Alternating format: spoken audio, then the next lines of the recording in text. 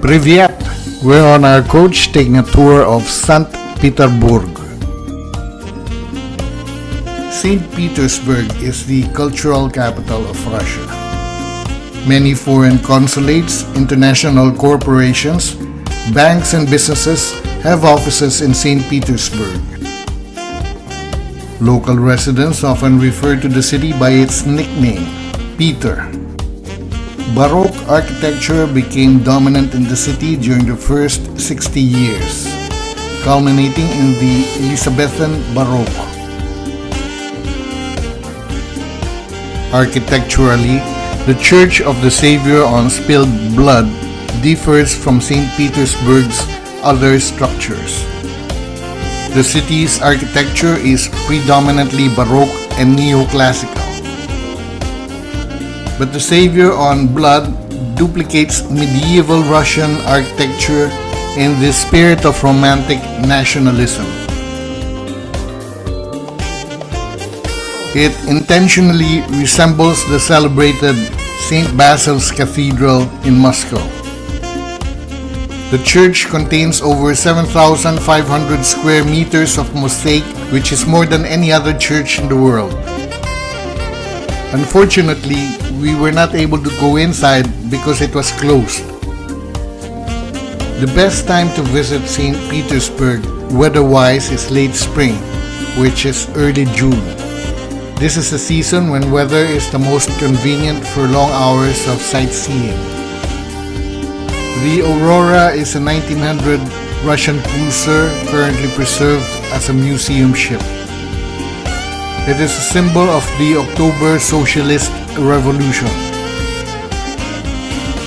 The Aurora fired a warning shot, marking the climax of the October Revolution and the Bolshevik storm of the Winter Palace, where members of the Russian provisional government are holed up. The decree on land ratified the actions of the peasants who throughout Russia gained private land and redistributed it among themselves.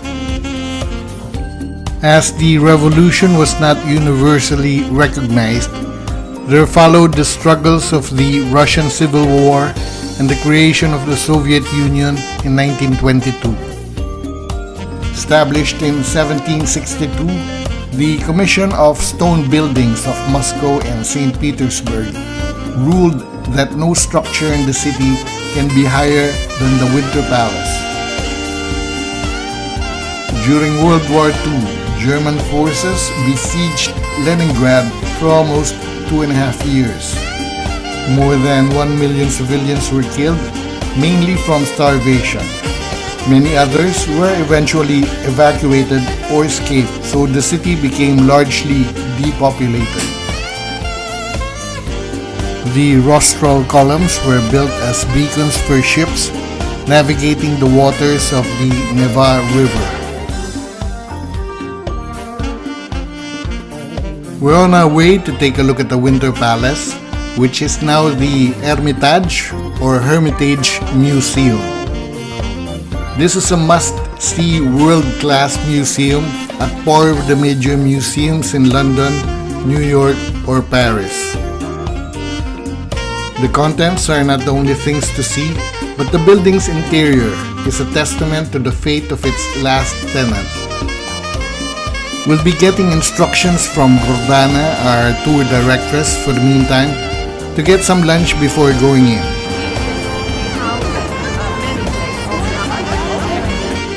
This is our second time here since we missed the third floor the last time. We were in such a hurry to get to the gift shop, and we failed to see the third floor, which contained one of the most outstanding collection of European master paintings. The gift shop was successful, but after finding out on the internet what was on the third floor brought us again here today. Moscow and St. Petersburg are two very interesting cities for tourists. But due to its politics, few from the democratic countries had ventured its territories. Undoubtedly though, Its history, religion, and art are inspiring and exciting. The Hermitage Museum is second only to the Louvre in Paris as being the largest museum in terms of gallery space. The museum was founded in 1764 when Catherine the Great acquired an impressive collection of paintings from a Berlin merchant. These are the statues and decorations on the roof in front of the palace. The Romanov family was the last occupants of the Winter Palace.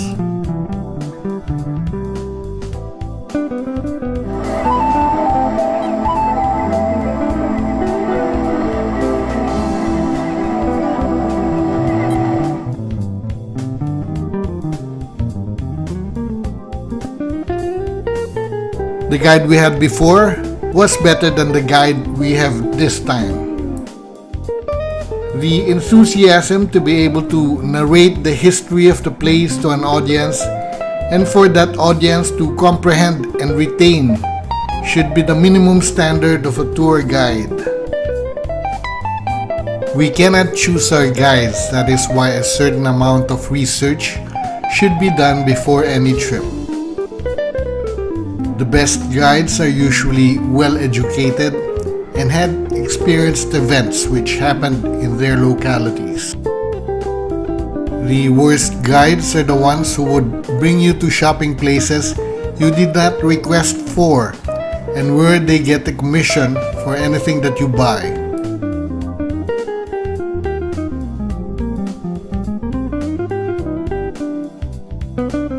The inside of the palace was simply breathtaking. Having seen pictures of it is quite different from actually being there. It probably depends on who's taking the picture, or there are just some things that cannot be captured by a photograph or a video camera. You just have to be there.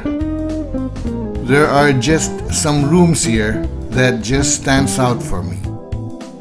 Doors, ceilings, and walls. The palace at Versailles is a similar species. Apart from the small Hermitage, the museum now also includes the old Hermitage, the new Hermitage, the Hermitage Theatre, and the Winter Palace.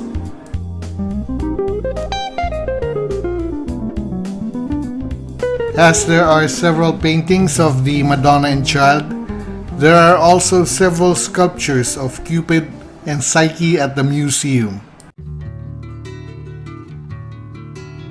The peacock clock is located in the pavilion hall of the museum. Since the 18th century, the peacock clock has been delighting visitors with its spectacle of 3 singing birds, an owl, a peacock, and a rooster. The clock goes through a cycle meant to represent the end of night and the rise of the sun, suggesting the continuity of life. The actual dial of the clock is hidden in a mushroom. It is turned on once a week on Wednesdays. The floor mosaics in the pavilion hall dates from 1847 to 1851. The mosaics are a copy of the ones unearthed in 1780 in the ancient Roman bath at Ocriculum, Italy. The gardens of the Winter Palace are little known, as the palace was never intended to have gardens.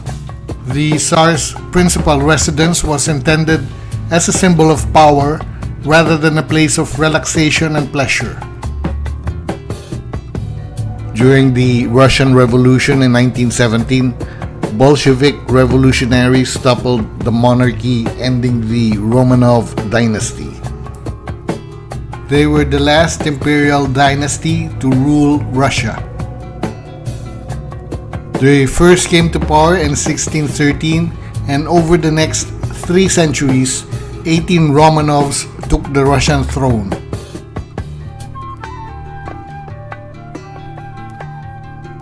Tsar Nicholas II and his entire family, including his young children, were later executed by Bolshevik troops.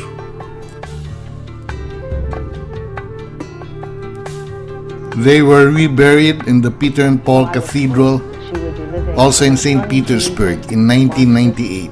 Socialist country.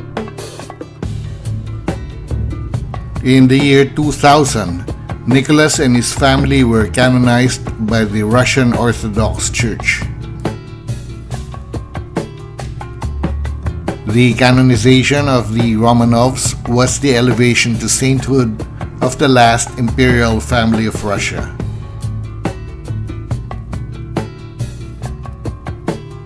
That's right, honey. Tsar Nicholas II, his wife Tsarina Alexandra, and their 5 children, Olga, Tatiana, Maria, Anastasia, and Alexei. Their Russian Orthodox servants, who had been killed along with them, were also canonized. The Moscow Patriarchate ultimately canonized the family as passion bearers, people who faced death with resignation in a Christ-like manner.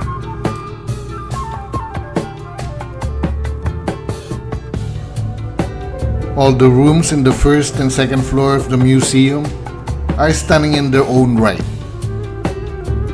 However, the most impressive, which I saw the first time we were here, which stood out among the rest, was the Armorial Hall. The Armorial Hall of the Winter Palace is a vast chamber originally designed for official ceremonies. Golden Corinthian columns and clusters surround the room, making a spectacular effect of opulence and taste. If this room was made to impress, it succeeded in its mission. It was unfortunately closed for maintenance.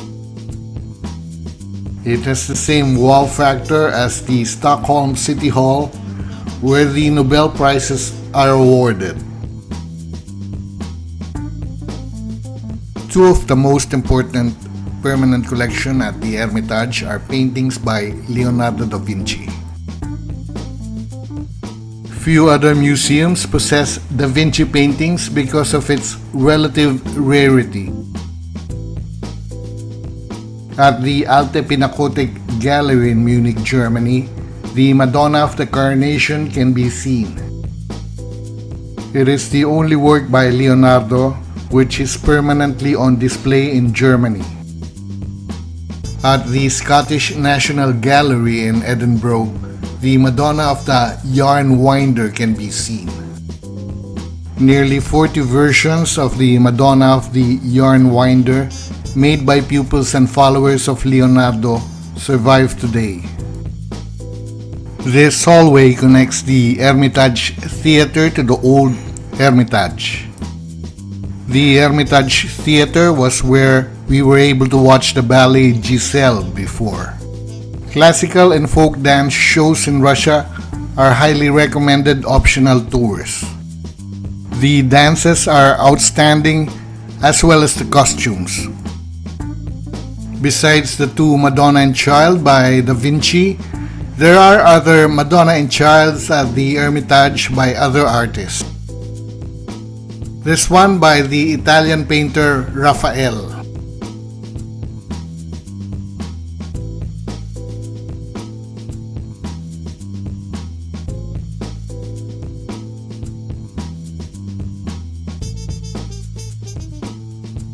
This is another Madonna and Child, this time by the Italian painter Giulio Cesare Procaccini.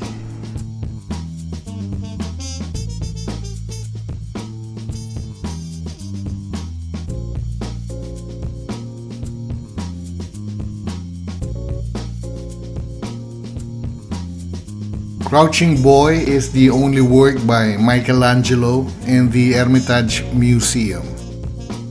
It shows a boy naked and turned in on himself, perhaps pulling out a thorn from his foot.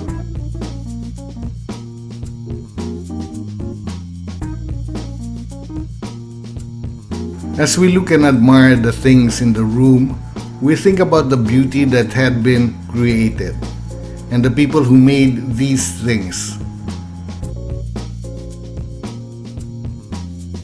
They were made about 500 years ago, when people had a different taste than people today or in another country.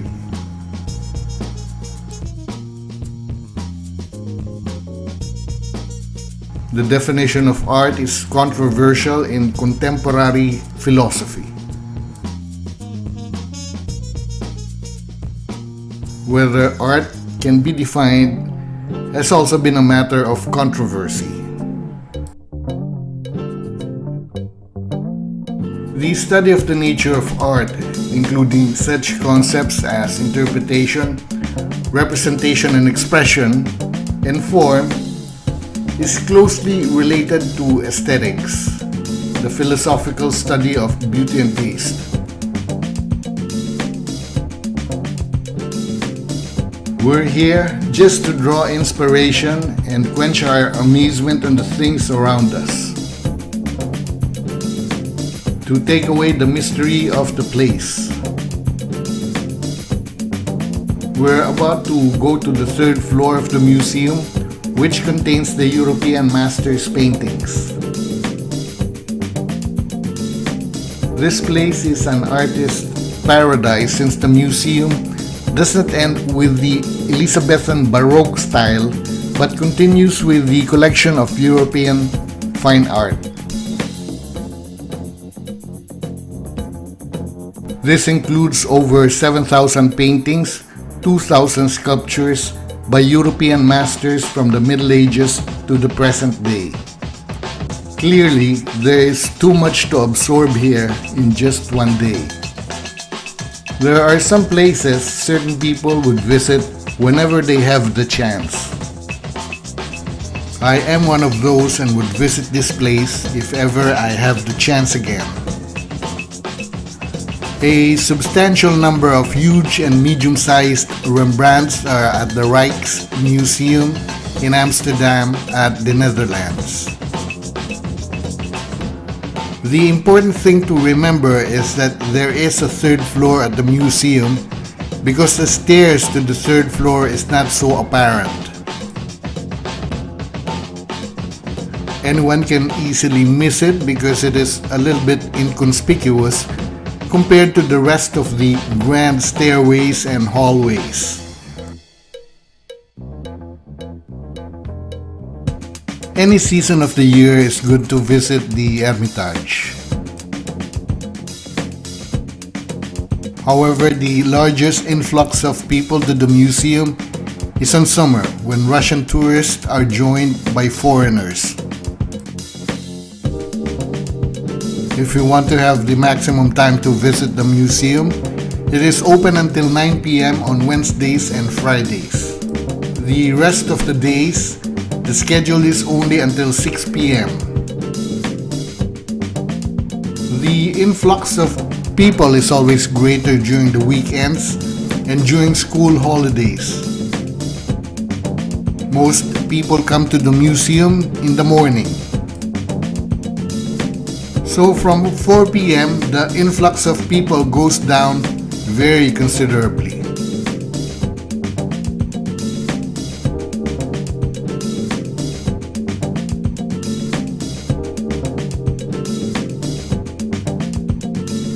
Pierre-Auguste Renoir was a French artist who was a leading painter in the development of the Impressionist style.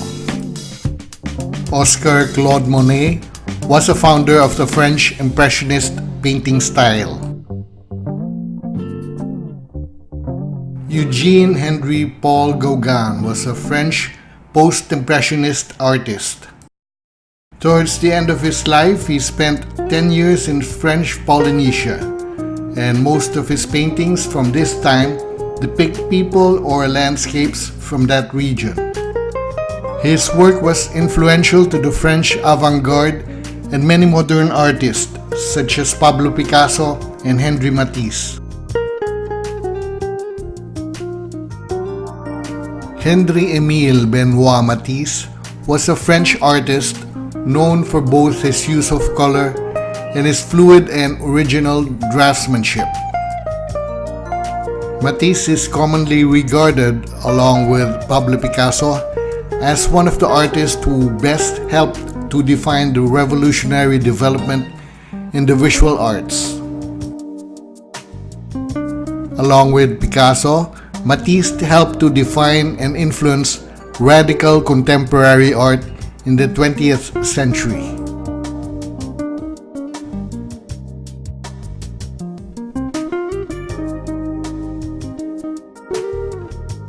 Pablo Picasso was a Spanish painter, sculptor, printmaker, ceramicist, stage designer, poet, and playwright who spent most of his adult life in France.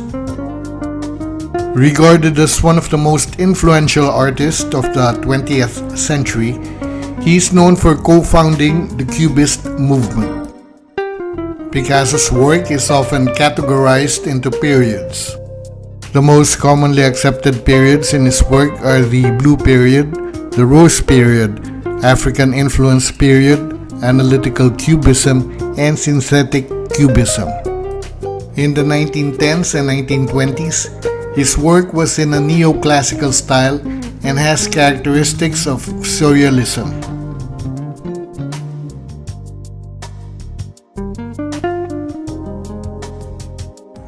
We're on our way to the St. Isaac's Cathedral this time, after we pick up some in our group who decided to go to the St. Peter and Paul Fortress. This is where the members of the Russian royal family are laid to rest.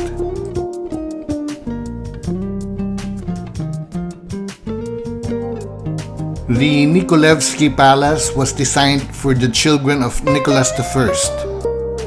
After the 1917 revolution, the Bolsheviks renamed it the Palace of Labor and handed it over to the trade unions.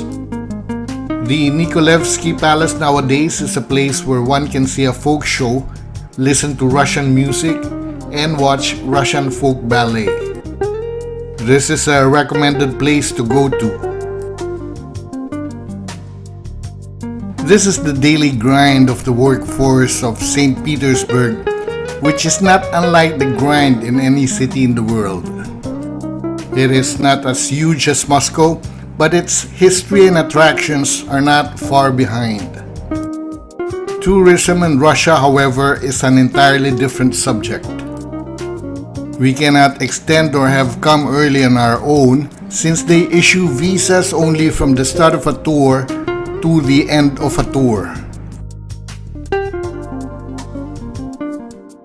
The St. Isaac's Cathedral is the largest Russian Orthodox cathedral in the city. It is the largest Orthodox basilica and the fourth largest cathedral in the world by volume under the cupola. It is dedicated to St. Isaac of Dalmatia, a patron saint of Peter the Great, who had been born on the feast day of that saint. The church was ordered by Tsar Alexander I to replace an earlier structure and was the fourth consecutive church standing at this place. The cathedral took 40 years to construct. In 1931, it was turned into the Museum of the History of Religion and Atheism.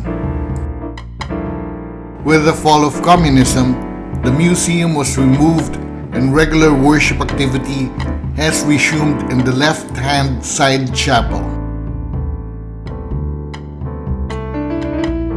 Nicholas I was a political conservative whose reign was marked by geographical expansion, repression of dissent, economic stagnation, poor administrative policies, a corrupt bureaucracy, and frequent wars.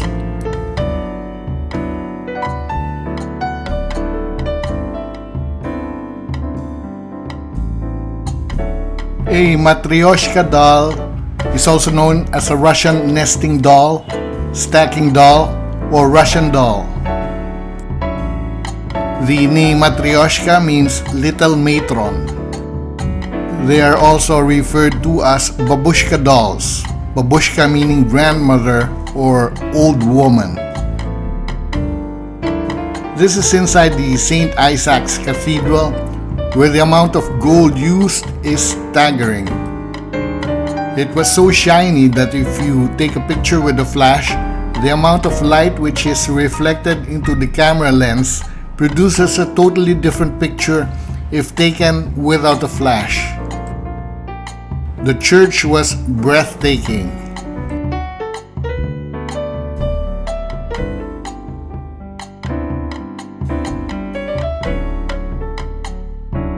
On the way to pick up our friends at the Peter and Paul Fortress, we come across the familiar landmarks we've already seen. We can see on the small window what the fortress looks like on the inside. The video is inside the church in the fortress where Russian royalty is buried. In the years before and after the 1917 Bolshevik Revolution, Peter and Paul Fortress was portrayed by Bolshevik propaganda as a hellish, torturous place where thousands of prisoners suffered endlessly in filthy, cramped, and grossly overcrowded dungeons amid frequent torture and malnutrition. Such legends had the effect of turning the prison into a symbol of government oppression in the minds of the common folk. In reality, conditions in the fortress were far less brutal than believed. The fortress in the early 1920s was also used as a prison and execution ground by the Bolshevik government. So from St. Petersburg, we'll be leaving Russia.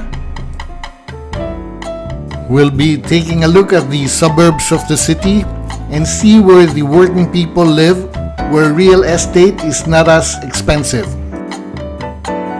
Before heading for the next country, Finland. Spasiba!